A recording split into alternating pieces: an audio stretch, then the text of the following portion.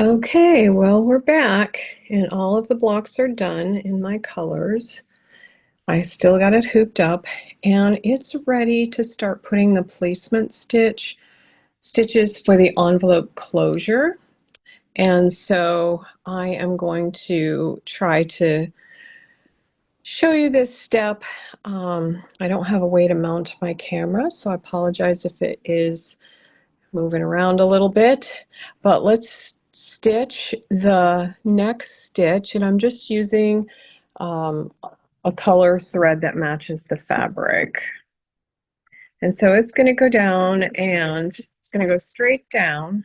And these are the little lines that you're going to want to align the fold of the fabric for the envelope closure. So for this, I cut a 3.5 to 4 inch wide strip, folded it in half, wrong sides together, and pressed it really good so I have a nice crisp seam.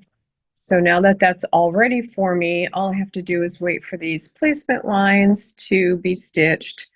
Then I can put the fabric in and stitch all the tack downs.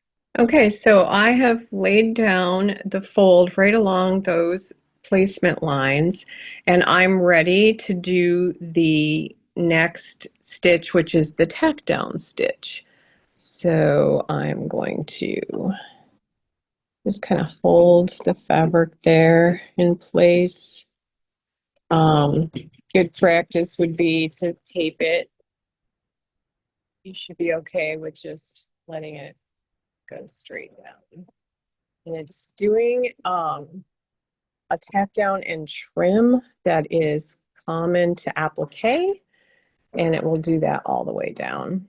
Okay, so it finished the first strip and did the tack down line. Now it made all of the lines going here for the second column, and then it will go on and do the third column. And at that point, we want to stop and do some trimming. Okay, so as you can see, the first envelope closure, you want the fold of your fabric aligned with all of those first placement stitches, with the excess fabric going to the left side of your hoop on all of these rows, just like that.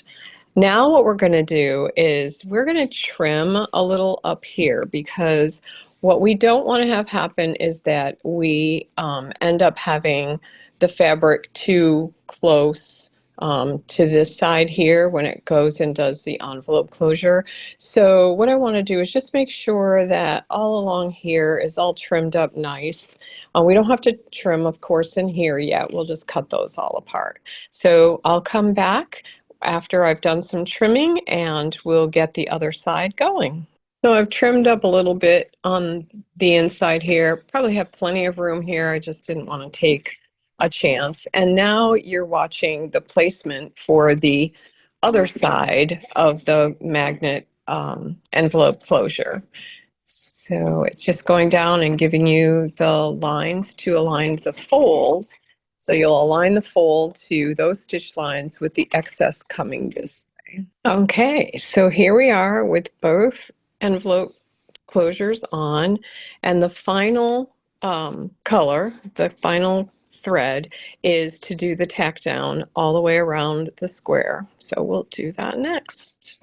And it starts and goes in the same order that all the other steps went in. So it'll do the first column, and I do like to stick my finger down when it's coming over these spots just to be sure that it doesn't catch on the envelope closure. And we'll finish these up and I'll be right back.